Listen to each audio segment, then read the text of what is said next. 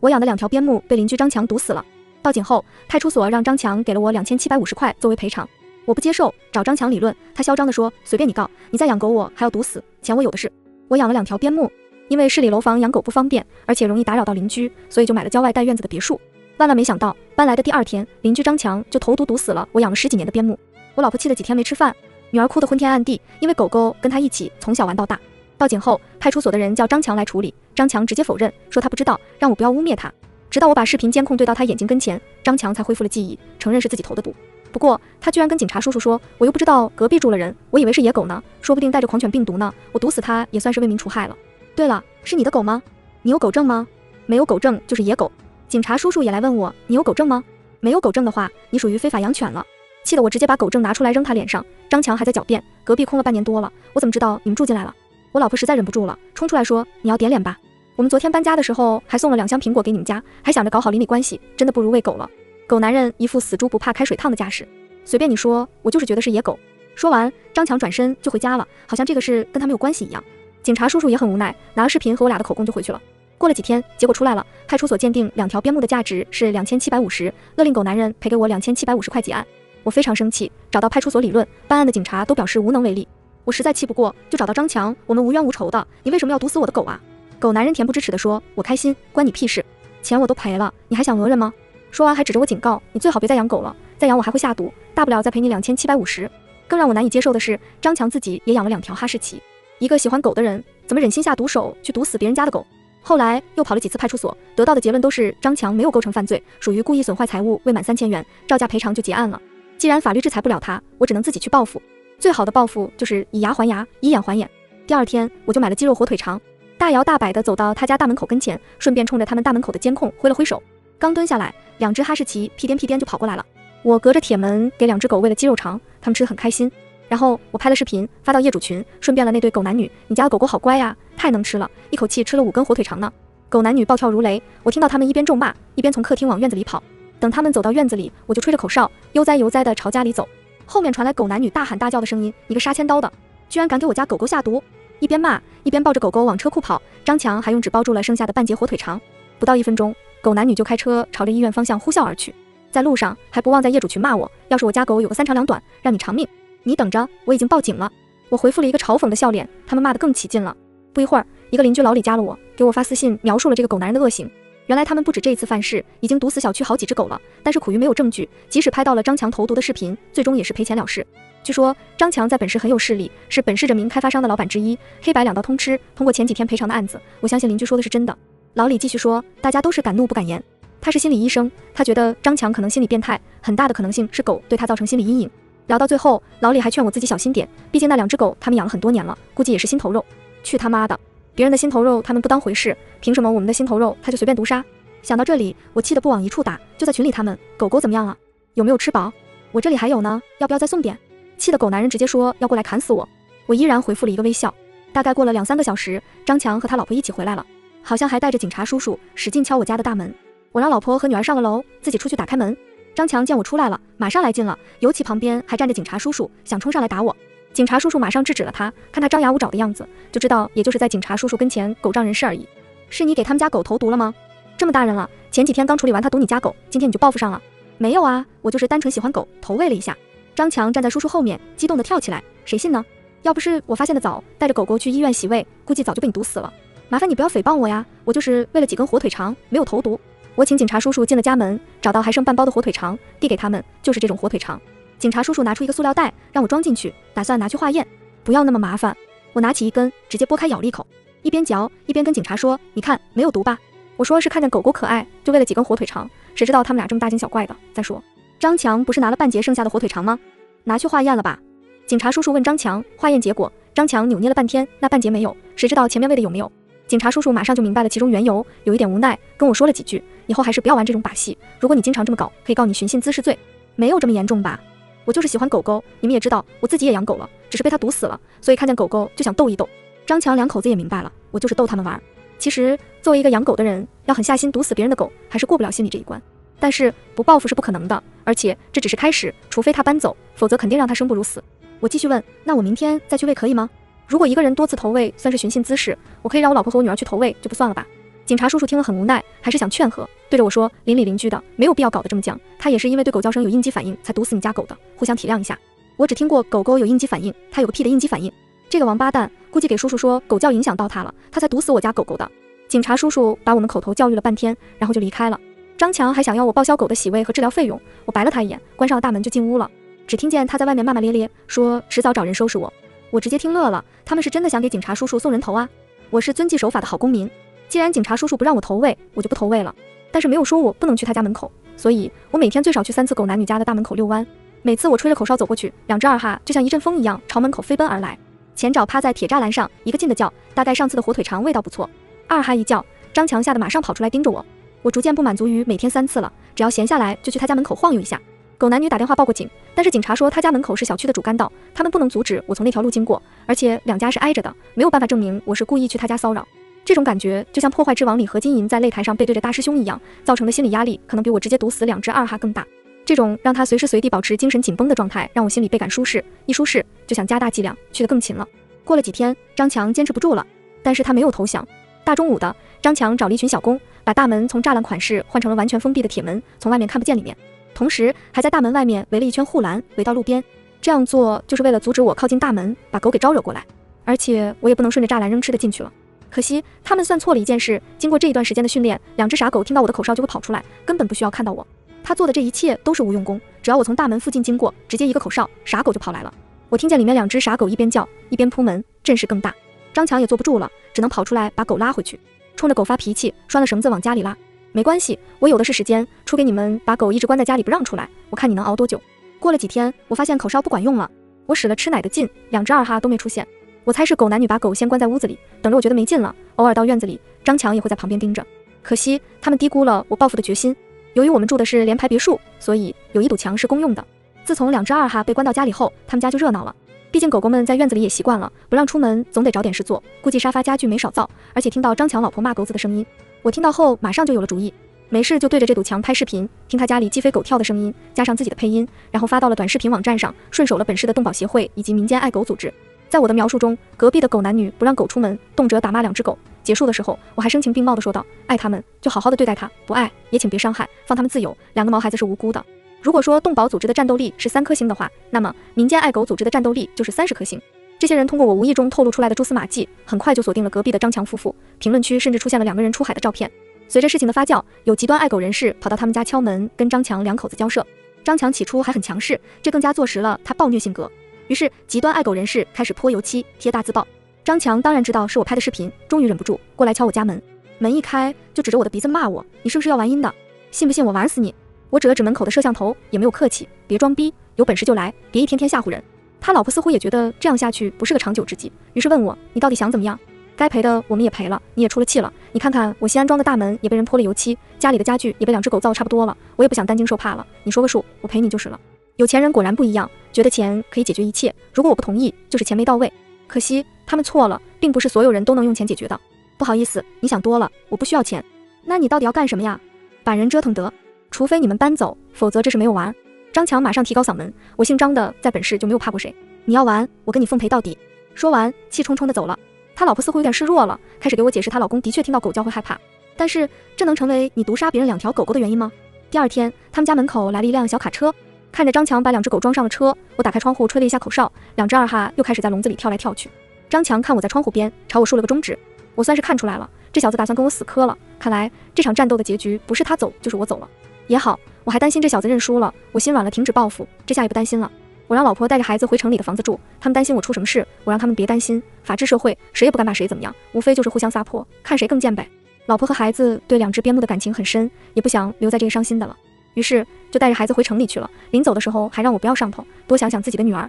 张强也让老婆带着狗子去了别处，可能是因为我抓住了他的软肋，现在没有软肋了，估计也要反击我了。送我老婆和女儿走的时候，他从窗户看着，站在那一言不发，我不确定他此时在想什么，但是这种感觉仿佛是2个人交代完后事，进行最后一搏了。这种肃杀的气氛让我有点紧张了。我在想他要怎么报复我，他可能也在想我会怎么报复他。就这样，我送完老婆孩子，站在大门口盯着他，他也隔着窗户盯着我，就像小时候跟小伙伴比瞪眼睛一样，谁先眨眼睛谁就输了。现在是谁先动谁就在气势上输了。我本来想跟他血拼到底，直到我看见他拉了一把椅子坐下来盯我，我这明显没有地利的优势啊，这种亏还是不吃好，于是就匆匆回了家。这几天我一直在琢磨张强会怎么反击，有一些他可能用到的下三滥招数，比如在公用那堵墙上搞个震楼器。但是由于是联排别墅，我觉得墙的质量不比高层，震塌了就好完了，他肯定也不敢用。而且毕竟不是楼上楼下，震楼器的效果会平均的分配到两家，这招属于两败俱伤，我是安生不了，他也好不到哪里去。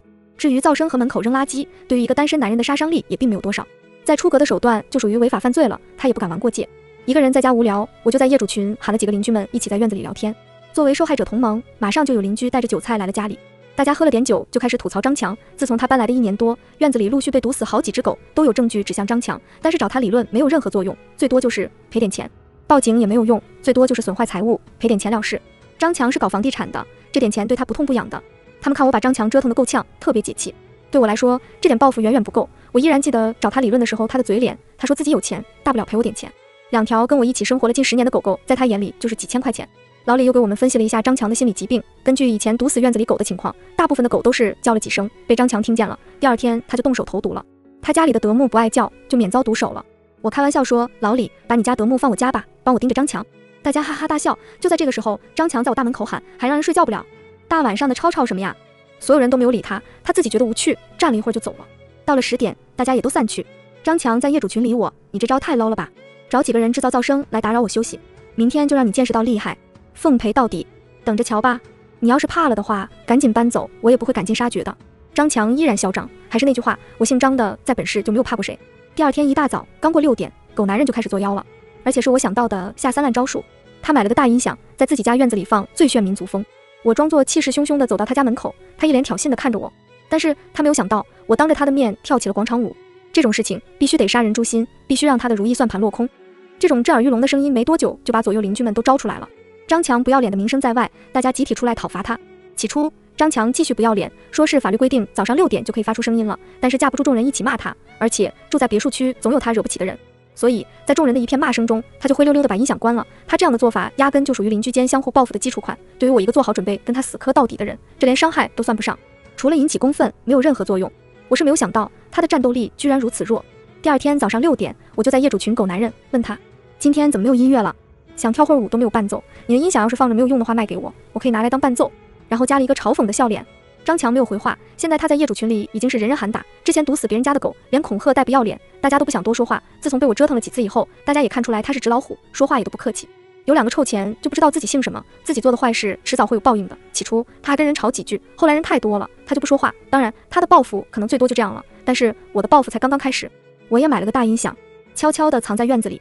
大半夜我用音响放了几声狗叫声，张强家灯马上就亮了。我躲在窗户边上，看见他试图找到从哪里传来的狗叫声。他走到墙跟前，竖起耳朵听，但是我这边没有动静。等他刚回房间，我又按了一下遥控器，马上就传来几声狗叫的声音。张强马上就又出来了。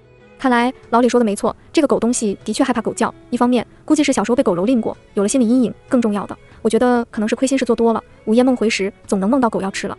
他折腾了几圈，张强情绪有点崩溃。我找了个躺椅坐下，他进去我就继续按遥控器，就发出狗叫声。他出来我就关掉音响，遥控器在手，完全不费力，玩累了就睡一觉。但是这一宿我估计他累得够呛。第2天，我看张强顶个大黑眼圈，鬼鬼祟祟地朝我院子里看。我故意把大门关好，他应该以为我又买了一条狗，但是他看不见。晚上我又如法炮制，又玩了一个晚上，他应该是确定狗叫声是从我院子里传过去的。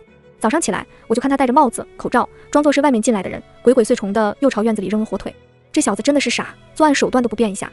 我戴上口罩和手套，把火腿肠放到准备好的袋子里，密封起来。张强可能觉得问题又解决了，可惜到了晚上又来了狗叫声。